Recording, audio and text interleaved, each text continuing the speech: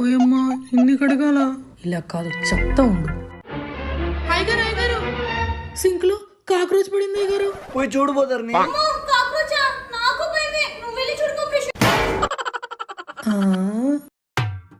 ఎక్కడమ్మా? ఆ గిన్నె కడిగి చూడండి, దాని కింద ఉంటుంది. దాని కింద అయ్యగారు,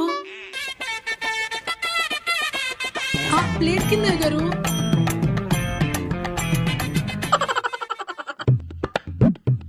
అయ్యగారు అది కొంచెం దులుపుతారా, అందట్లేదు.